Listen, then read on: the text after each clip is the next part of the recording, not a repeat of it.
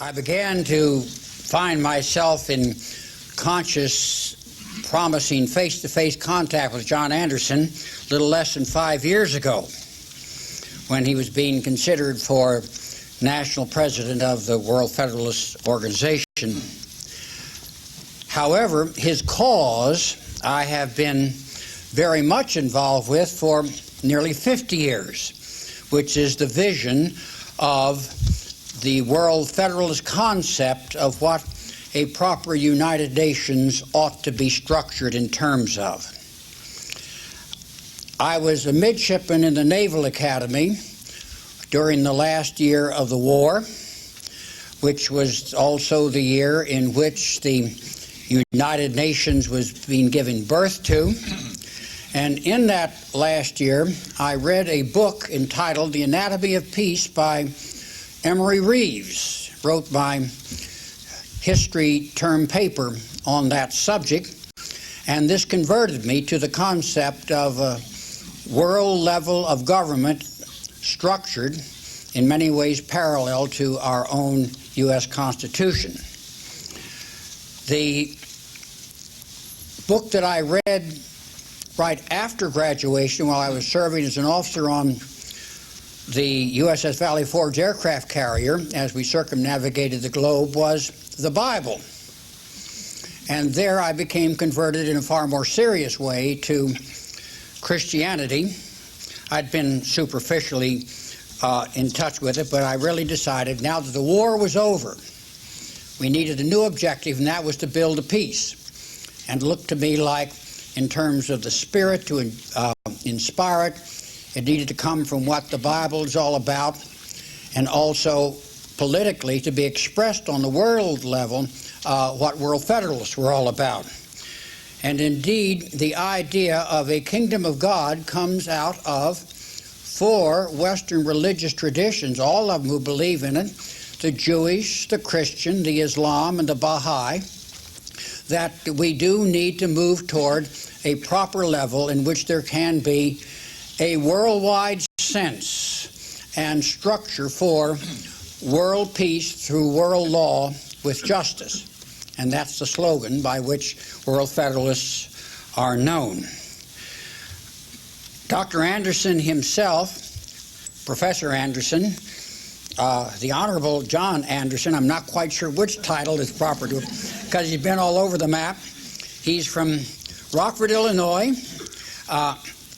went through the University of Illinois, both undergraduate and in law school, and finally went to Harvard Law School, coming out with a Phi Beta Kappa recognition.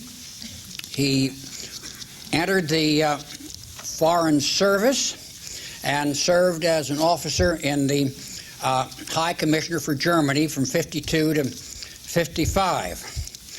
Then he came back and practiced law a while, but soon was drawn back into the concern for forming just law, and went into politics and became the U.S. representative to Congress from Illinois in 1960. He served in that position for 20 years. And then came the 1980 election. See, he's a Republican. Now, World Federalists have both Republicans and Democrats in it in equal degrees.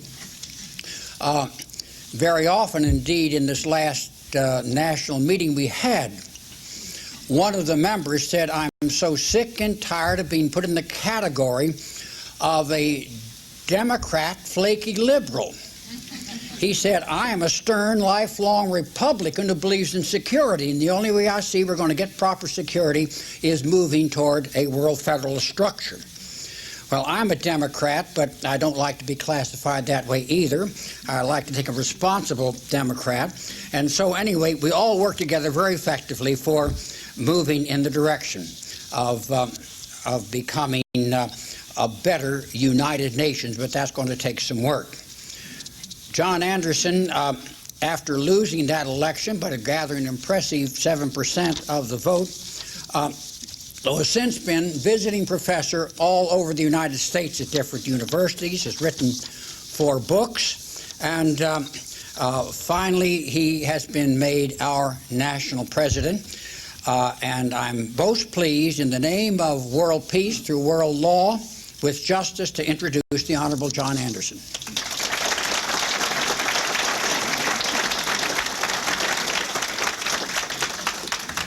Thank you very much. I had already, David, felt very inspired standing here moments ago during the reception hour and looking out over this beautiful city and the great inner harbor. But I think that in that very full and wonderful introduction, you have succeeded in inspiring me even further. And I'm grateful to you, and I'm, of course, very grateful to Frank Bird for making it possible for me to share this time with you this afternoon. In talking to Frank before our meeting started, I asked naturally about some of the speakers that you have had here at this podium in recent weeks, and you heard a moment ago that you have some very distinguished ambassadors that will shortly address you.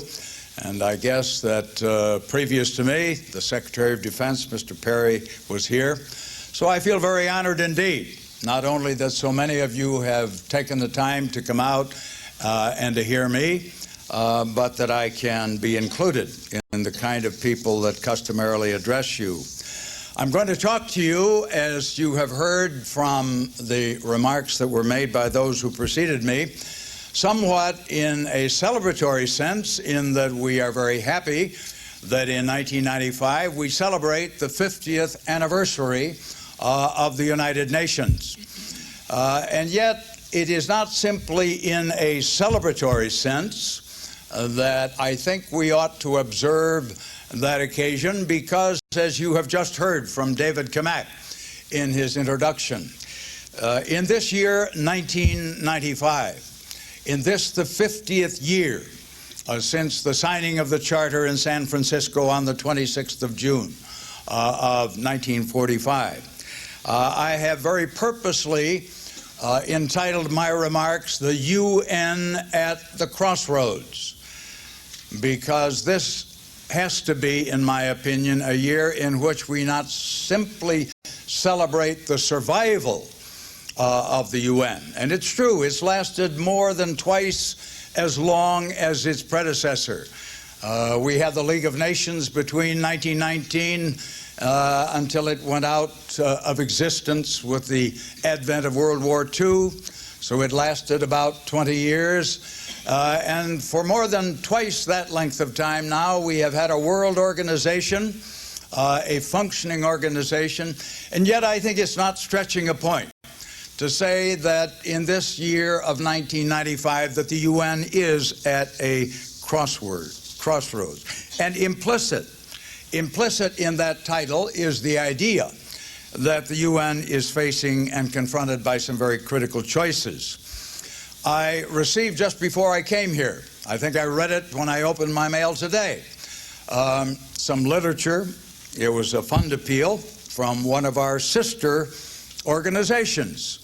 And it was referring to the fact that there is a seeming revival of opinion in this country that can be summed up in the words, "Get the United States out of the UN and get the UN out of the United States." Some of you will remember, as I do, seeing those billboards scattered around various states, principally, I think, in the South, not too many years ago, that bore that legend, that inscription about getting the UN out of the U.S. and the U.S. out of the UN. But I would put it somewhat differently. I don't think that really the radical right in this country that does, indeed, some of them speak in those terms, is the thing that I worry about the most. Because I think that the real enemies of the United Nations today don't put it that simplistically. They are far more sophisticated in their approach. And what they would really like to do is to simply continue to dump on the United Nations, when it is convenient to do so, those tasks that no national state is willing to assume. and in the meantime deprive it of the kind of infrastructure, of the kind of organizational strength and support and resources that it would need to really function effectively and efficiently to give us that more peaceful and just world of which we dream. It is kind of a truism to say that the United Nations surely is going to be able to survive despite some of the things that are being said about it right now, and at times there is really an outbreak of UN bashing. I remember writing to Mike Wallace of 60 Minutes a couple of years ago, or less than that, I think, complaining about a particular program that he had aired or in which he had participated, which was intensely critical of almost everything the UN was doing. But it is somehow the feeling on the part of most people, I suppose, that the UN is bound to survive because it is just simply there, and it ought to be there, and it fills a vacuum that needs to be filled. But my point is that I think the real crisis confronted that the UN confronts today is that unless it can adapt to a rapidly changing world, it may someday simply be remembered as a successor to the League of Nations, and like that international body, unfortunately, eventually proved inadequate to the challenges of a new century and a new millennium. I was reading very recently that some scientists, and that included both geneticists and anthropologists, believe that evolutionary changes of humankind is perhaps ending, and that we are in for a long period of evolutionary stasis. And in that case, one of them was quoted as saying, "We will simply have to learn to live with ourselves as we are." I'm quoting Dr. Ian Tattersall, a paleoanthropologist at the American Museum of Natural History. And among the reasons that were advanced for this idea that perhaps we were coming into a period of evolutionary stasis, among the reasons was that we have wrapped ourselves in such a snug cocoon, from the kind of clothing that we now wear to central heating, to hurricane warning systems, to technology, to medical and scientific advances. All of those things and many others that I could mention have managed to see that populations around the world are now insulated from the environmental stresses that drive evolution. There are optimists like Dr. Edward O. Wilson of Harvard, who believe that the answer to the problem of evolutionary stasis lies in genetic engineering, and that in the final analysis we will somehow manage to do the things that will prevent the human species from becoming extinct. Well, I wish that I could translate that ultimate faith in the wisdom and in the ability of humankind to perpetuate the species into the same belief that the institutions, which are man-made, are also going to survive, because in the final analysis we are going to have the wit and the wisdom to do the right thing. However, there is some inner voice that nags me into expressing the fear that institutions like the United Nations cannot long endure in a condition of evolutionary stasis. It must change. It must adapt itself to a changing world. It must find new ways of dealing with a Somalia, with a Bosnia, with all of the other trouble spots in Africa, Rwanda, and now Burundi that are challenging the very best efforts of mankind to deal with some very agonizing problems. One of the most important aspects of the United Nations, quite obviously, and this is clear from a reading of its almost 50-year-old charter, is peacekeeping.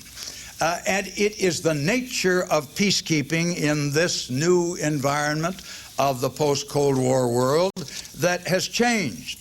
Peacekeeping is no longer what it for a long time was, simply to see to the interpositioning of forces between opposing sides once the exhausted combatants had decided to suspend hostilities, and you had two opposing sides that were sovereign nations, sovereign states. The conflicts plaguing the world in the last half-dozen years have, for the most part, as you well know, not been wars of that kind at all. They have been civil wars. Oh yes, you had within the last few weeks the contretemps between Ecuador and Peru over a boundary adjustment that was in dispute after more than several decades. And there is always the fear of a new rupture in relations between India and Pakistan over Kashmir.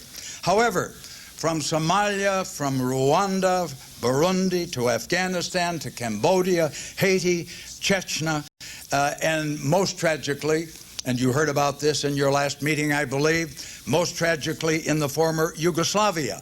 It is the internecine strife of which civil or internal conflicts are bubbling forth. That is the kind of conflict that is testing the ability of the United Nations to keep the peace of the world. I happened to catch some remarks that were made by President Jimmy Carter, most recently returned from the Sudan. He was being interviewed on National Public Radio. I caught his broadcast remarks, and he said, as I have just done, that most of the conflicts troubling the peace of the world today are civil wars. And then he went on to say, these are wars in which the United Nations simply cannot play an effective role. And the reason that he gave, and now I come to the main burden of my remarks as president of the World Federalist, because if there is one bit of gospel that is central to our core belief, it is that we are not going to solve the problems of war and peace unless we can free ourselves from the fetters of the bonds of a belief that national sovereignty stands as a great obstacle in the way of ever building a peaceful, democratic world society. But President Carter said that it was because of national sovereignty.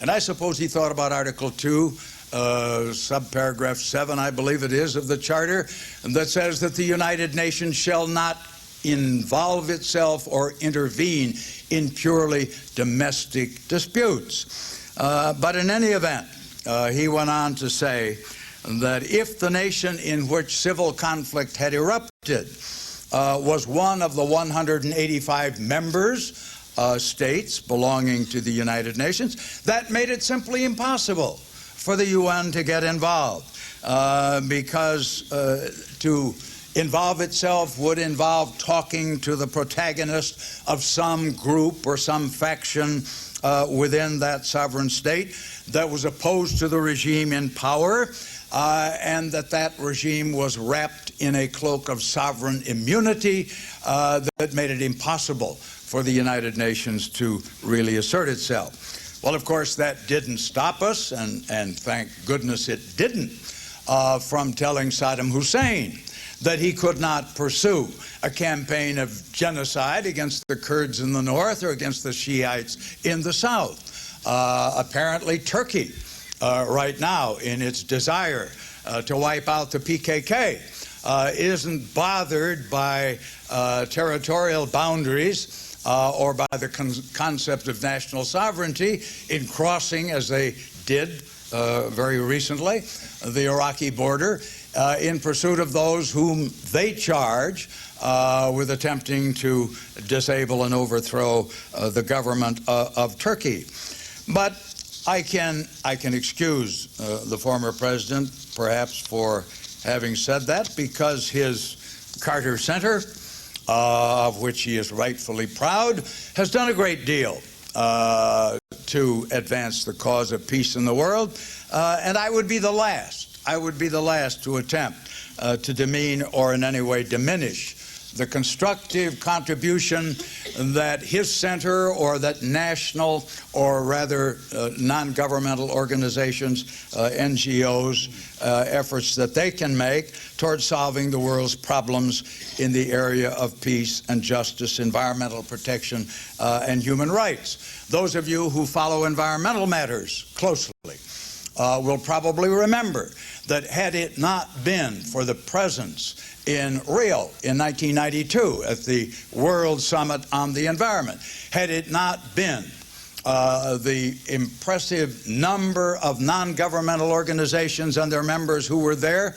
the 120 leaders of the world who assembled, I don't think would have ever come out with as much as they did. And it wasn't enough, and many of us were unhappy that our president at the time was not willing at that meeting to sign the biodiversity treaty and to go along with a more generous treaty with respect to global warming and so on. But there were some tangible accomplishments, and it was because of the pressure of the people who were there, not as governmental representatives, not as heads of state or as a part of their entourage, but as members of non-governmental organizations. But I still have to go back and reject the basic assumption that the former president used, that the UN cannot hope to function effectively in today's world in all of these burgeoning civil conflicts because there is something called national sovereignty that stands there as a barrier to their participation. National sovereignty should not constitute an impermeable barrier between the innocent and hapless victims of widespread civil strife or between those who are suffering mass persecution from a barbarous regime. It should not stand as a barrier, sovereignty between those people and the ability of the world community to act through the United Nations. We cannot exalt the concept of the nation state to a status that places it above the overpowering, overwhelming need to construct a world order where peacemaking and peacekeeping become vested in an international organization which accepts the principle of supranationality. There has to be an organization above and beyond the nation state to deal effectively with problems that go beyond the province of a single nation state, that affect the peace of the world. One of the last meetings that I attended with the late Bradford Morse, an old colleague of mine in the Congress of the United States, a distinguished Assistant Secretary General of the UN for many years. And I remember at the meeting that we were attending together, he made that comment that he felt that in the period immediately ahead, that if there was one concept that was important to talk about and to get across to the American people, it was the concept of supranational authority, vested in a body that would represent the world community. And how providential it was that I was introduced tonight by the Reverend Kamak, who says that he became a world federalist because he read Emory Reeves' Anatomy of Peace, because that book, as he knows, and perhaps many of you as well know, was written just as World War II was ending. But he has one particular chapter, and I reread it in preparation for my visit with you here this evening. And it is a chapter which he called The Historical Meaning of Sovereignty. And what he said at the end of World War II, 50 years ago, is as applicable today as when it was written. The founders of modern democracy, the philosophers of both the French and the American revolutions, saw something had to be created whereby you would transfer sovereign rights. In the case of the French, it was the Bourbon kings, to the people. In the case of the original Federalists, who are the framers of the U.S. Constitution, they saw the necessity of a transfer of power from the British monarchy to the community which was then all of the people who made up the new nation state formed out of what had once been 13 colonies and then later between 1776 and 1787 independent and sovereign states. As he put it, in this early time, a time when the Industrial Revolution had not even begun, the widest horizon of the forebears of democracy was the nation. Before this time, that was the widest horizon that they could see representing the community. It was the nation. But as the world is organized today, sovereignty does not reside in the community, but is exercised in an absolute form by groups of individuals that we call nations. This is in contradiction to the original democratic conception of sovereignty. Today, sovereignty in terms of the nation state has become far too narrow a basis. The conditions of the world have changed, and this calls for corresponding changes in the interpretation of this basic principle if we desire to preserve this, the only foundation since democratic society began.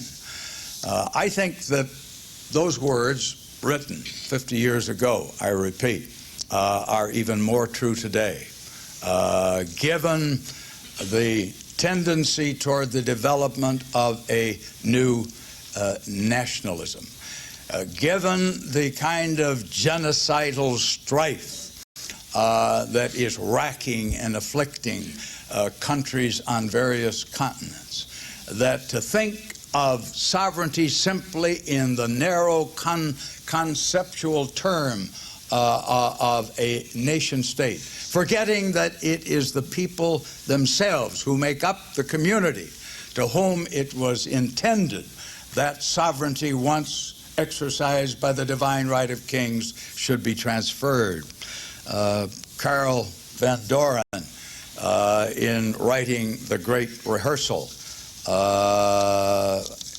tells the story of the men who attended the Constitutional Convention, and they saw the states in 1787 as independent sovereignties, to be sure, and yet they saw the necessity to be willing to create a federal government with whom they would share that sovereignty, and then in carefully defined and described areas, that new entity would be granted power and authority, and that new entity in turn would forge among the people the essential unity that would enable them to protect and preserve the freedoms for which they had fought. The federalism of that time was led by men, and even though there were not any women at the Constitutional Convention, they were certainly there and an important factor as well. In this struggle that I think is expressed in the words of the preamble of the Charter of the United Nations, that it is the peoples of the world. It says, we, the peoples of the world. It doesn't say, we, the nation states of the world. No, it says, we, the peoples of the world, in order to protect coming generations against the scourge of war, do ordain and set forth then in the articles that follow the structure of the United Nations. I have thought many times that one of the great anomalies surely must be that in the name of market capitalism ever since Bretton Woods, which of course was 1945 as well. From the time of the Bretton Woods Agreement and the organizations that it was responsible for creating, the World Bank, the International Monetary Fund, culminating most recently in the decisions that were made in the Uruguay round of GATT to create a World Trade Organization, the WTO.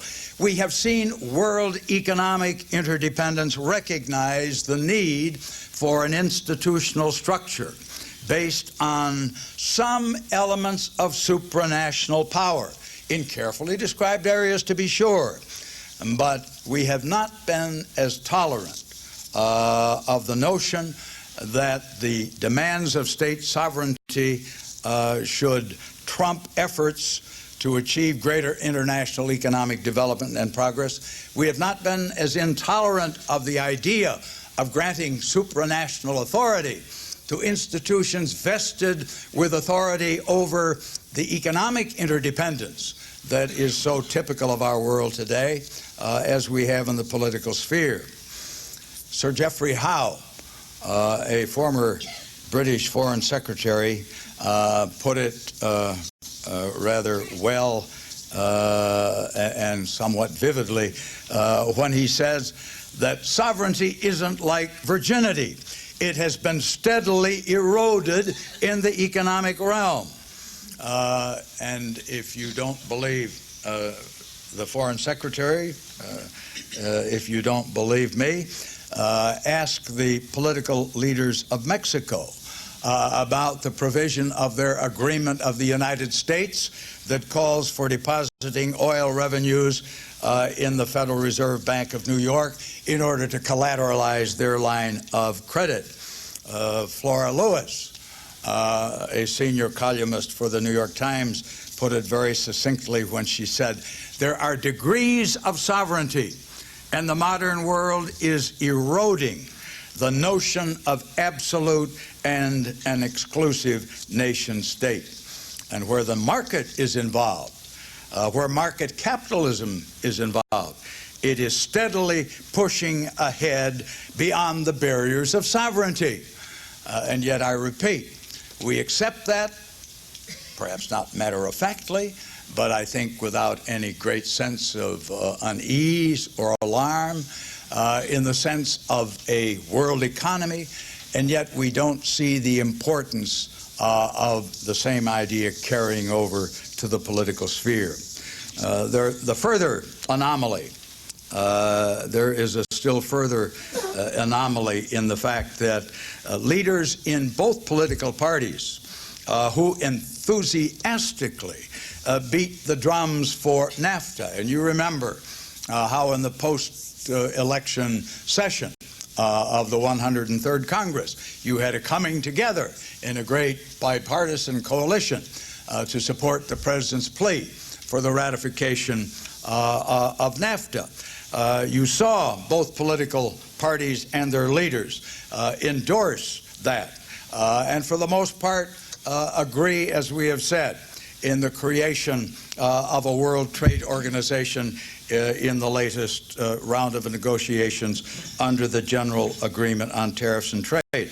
And yet, the same political leaders are now backing away from giving the United Nations the kind of fundamental support it needs as it stands at the crossroads with these new peacekeeping responsibilities being thrust upon it.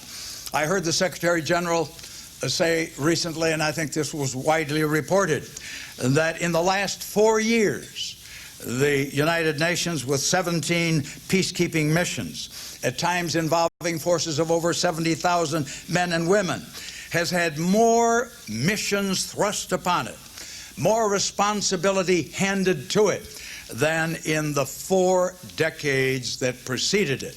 More activity in 4 years than in 4 decades.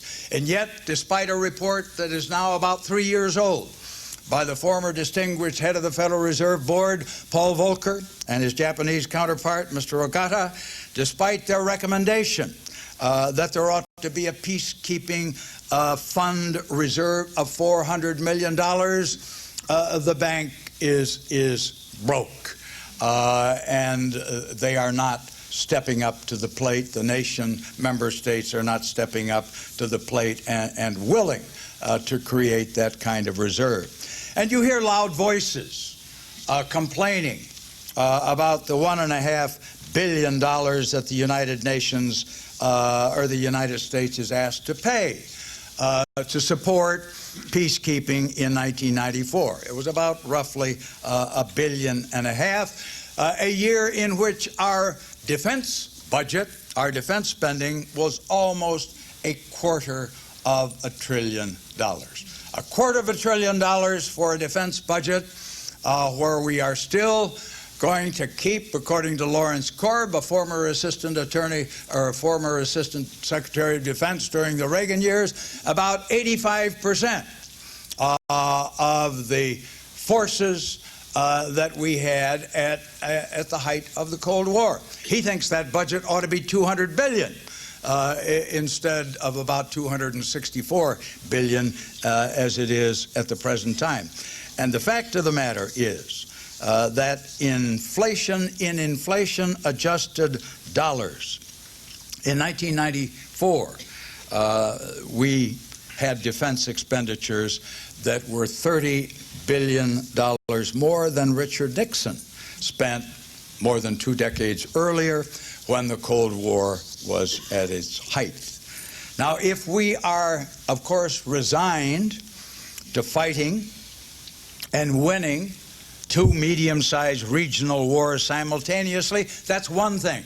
If you want to resign yourself to that premise, that that's the best we can do with all of our technological progress, and of course when I read the rather chilling words of the new Speaker of the House of Representatives, and I don't know whether I brought them with me this evening or not, but he was thinking in terms of building the kind of fighting forces where drone planes would be able to circle for an almost indefinite amount of time over enemy targets and then be able to launch the most sophisticated kind of air-to-ground missiles that would rapidly destroy any conceivable enemy defense. If that's how we want to spend our money, if that's the kind of plans that represent the outer limits of our thinking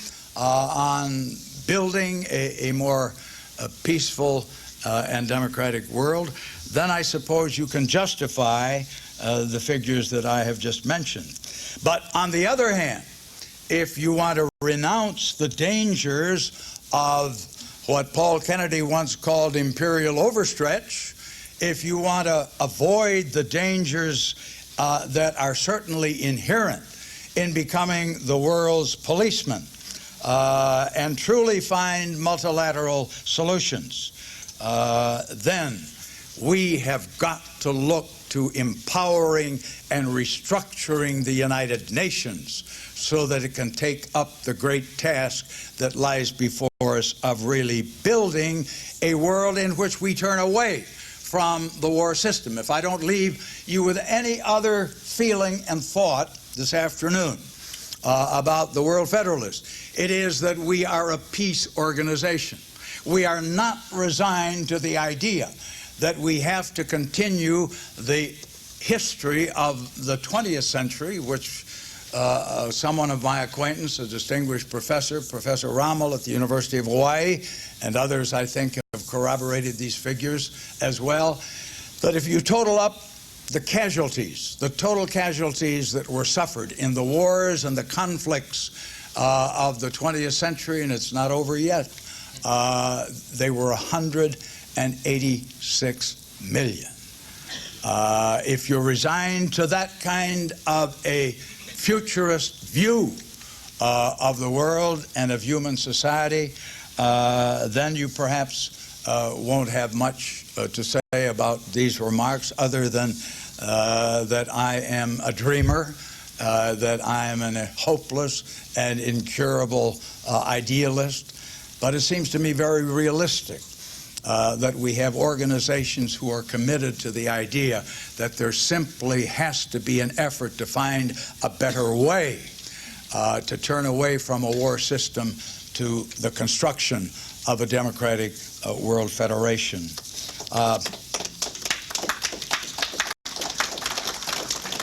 I had intended to talk at some length about several other matters, and I note to my shock and amazement that my time is slipping away very rapidly.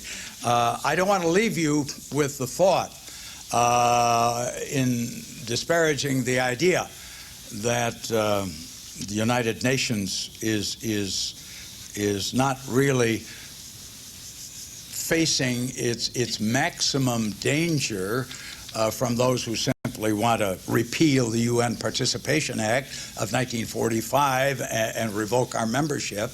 I don't want you to go away with the feeling that all is completely well, because in the celebrated contract with America, among the 10 items that are listed therein, there is one in particular that bothers me and bothers many people a great deal, and that is a piece of legislation known as H.R. 7.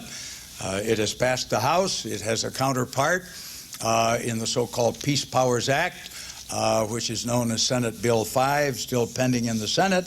But one of the stated purposes of that legislation, which passed the House of Representatives just several weeks ago, is that they would reduce the expense to the United States of participation in UN peacekeeping activities.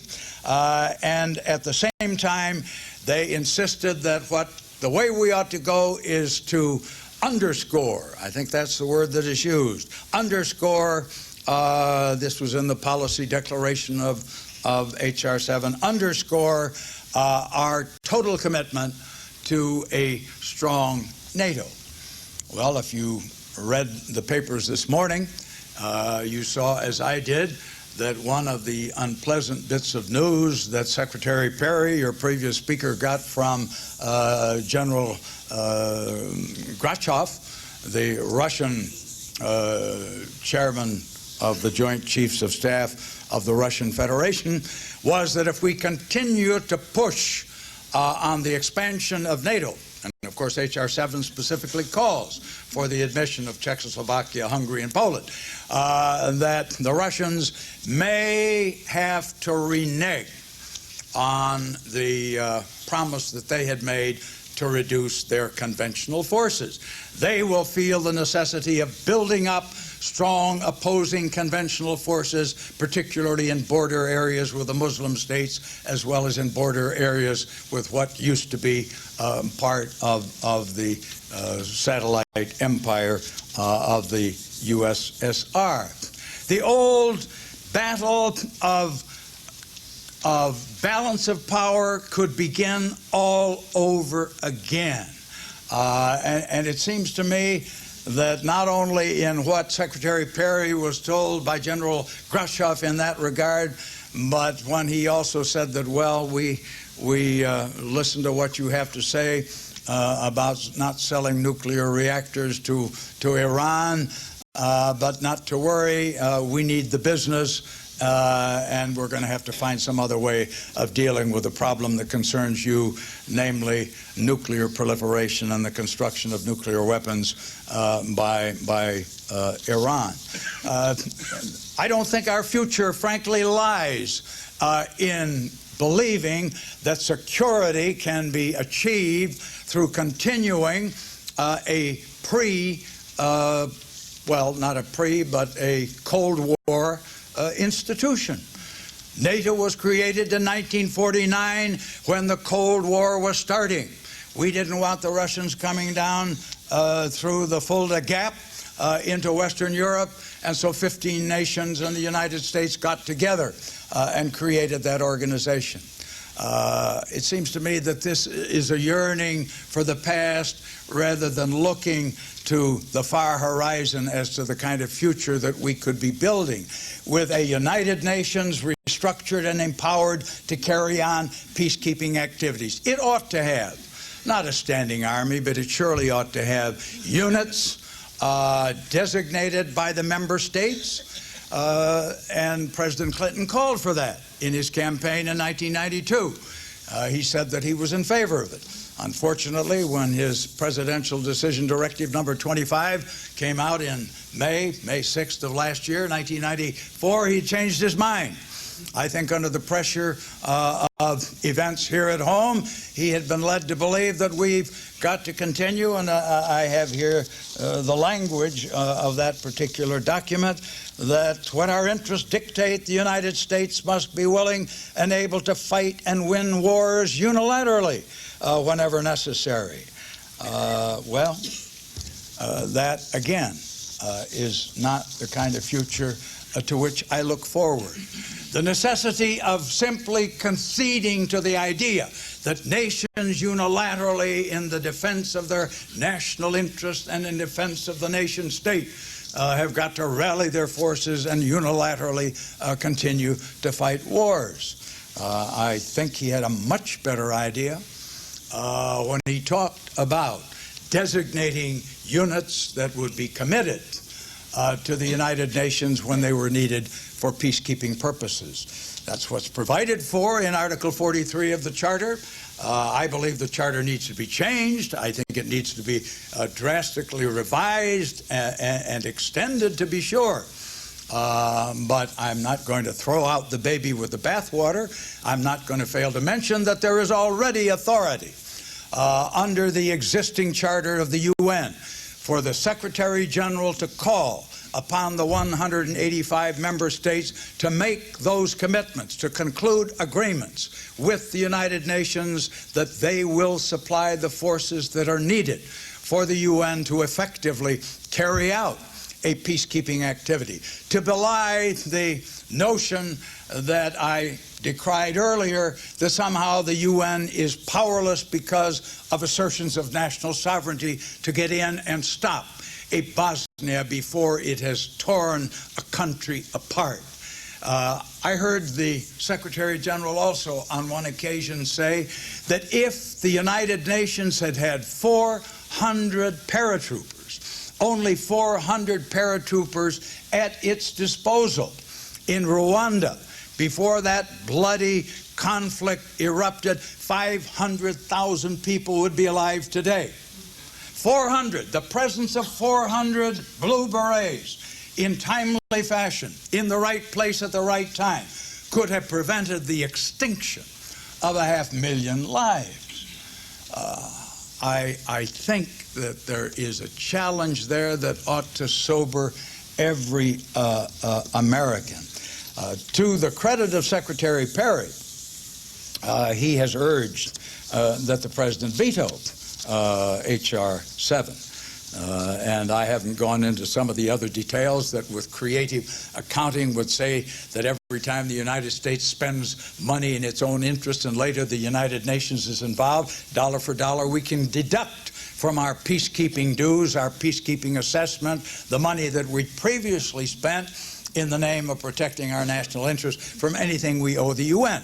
If other nations followed suit, obviously the UN would be bankrupt. There wouldn't be any money available for peacekeeping anywhere in the world. Well, it's almost 5 minutes to 7, and I haven't left you too much time for questions. I hope that what I have gotten across to you in these remarks this evening, however, is that we are desperately in need of a new organizing principle for American foreign policy. And that organizing principle ought to be that we are willing to make the commitment that is necessary to make the United Nations the truly effective, efficient peacekeeper in the world that it should be. That's what World Federalists are really all about. If I had time, I'd tell you about some of the other changes that need to be made in the structure of the UN. It ought to be more democratic. We ought to have a voting system, as they do in the European Union. that at least takes into consideration the budgetary contribution, the GDP, the size and the population and all the rest in weighting the votes of the members of the European Union. Even so, we ought to be wise enough to work out a kind of weighted and far more democratic voting system than we have. I've already talked about the need of giving it resources. I haven't mentioned, other than in my reference to the Volcker-Ogata report, the need for proper funding. But the United Nations certainly ought to be taxing international transfers of arms. I corresponded recently with a very prominent financier, Mr. Soros, about what he would think about the fact that with $1 trillion in foreign exchange transactions occurring every 24 hours around the globe, what if we had, I said, and this has been proposed by others, it's not original with me, what if we had just a very minuscule tax of 0.00001 on those financial transactions, on the currency exchanges where these transactions occur, to give the United Nations the kind of funding so that it would not, in beggar-like fashion, have to go hat in hand, desperately trying to cobble together on an ad hoc arrangement basis the forces that are needed to keep peace in the world. Let me close with some words that have just appeared in the last few weeks from a very distinguished group, the Commission on Global Governance, that has been working for several years on a report. Includes two very distinguished Americans, my former colleague Barbara Conable of the Congress and Adele Simmons of the MacArthur Foundation. But in the report which they have issued, they had this very important statement to make. The international system that the UN Charter put in place needs to be renewed. The flaws and inadequacies of existing institutions have to be overcome. There is a need to weave a tighter fabric of international norms, expanding the rule of law worldwide and enabling citizens to exert their democratic influence on global processes. That's the kind of world that I would like to see. Thank you. The question is, isn't there a dilemma in expecting the United Nations to be wise with respect to a variety of complex circumstances, Chechnya and others? Why would they be particularly wise? Well, I think the basic answer that I would give is that I certainly accept the fact that in any revision of the present Charter of the United Nations, we have to particularize the areas in which it would be competent to act. I don't propose, going to your question, the language of your question, to have the UN put in the position of running the politics of each one of the 185 nation states who are now members, or states that may happen to have civil conflict erupt. In the first place, I would hope that a restructured, empowered United Nations would have the kind of mediation services, the kind of conciliation services, so that what Secretary General Boutros-Ghali has called for many times as preventive diplomacy could be used in a persuasive way to arbitrate disputes before you have the outbreak of the kind of bitter and tragic conflict that you spoke of in Chechnya. So we're going to have to build this empowered and restructured United Nations gradually. We're going to have to do, just as we did in our own basic charter, the Constitution of the United States, make it very clear that there are delegated powers and there are retained powers. And we are not simply going to wipe out the total sovereign authority of any member state. What I want to avoid is the notion that seems to be all too prevalent even among distinguished world leaders and former presidents of the United States, that you simply hang up the banner of national sovereignty and say, UN, this is off limits, don't touch. No, we won't be able, even with the kind of UN that I dream of, to immediately pacify the globe and solve every problem. But what I want to do is to build for a future where we can get away from $250 billion military budgets, from the belief that it's only through the preparedness that it takes to fight and win simultaneously two medium-sized regional wars that we are making a contribution to a better future for our children and our grandchildren. But we have to be very careful and very particularized in the way that we grant authority to the United Nations. I'm not going to put them into the business of running the politics or the entire domestic economy of any nation state. But surely, as we have seen in the case of Mexico, where with the devaluation of the peso, the country was plunged into economic crisis. Economic sovereignty in that case didn't stop that country from concluding an agreement with this country of the kind that I described. So when the issue is as grave and as transcendental as war and peace, I think we've got to have an organization that has all of this panoply of powers that I described and can use them in an effort to substitute peacekeeping and peacemaking for the war system that compiled that tragic record of the past century. It's been a wonderful evening in many, many ways. Certainly, if prudence classically is a tension between the morally right thing to do and circumstances at the other, and if Americans have often been criticized for being too moralistic, I think we have an example tonight of the good health and vigor of the moral inclination which does exist within this nation and is represented by figures such as Mr. Anderson. For an absolutely wonderful evening, on behalf of all of you, I thank you very much.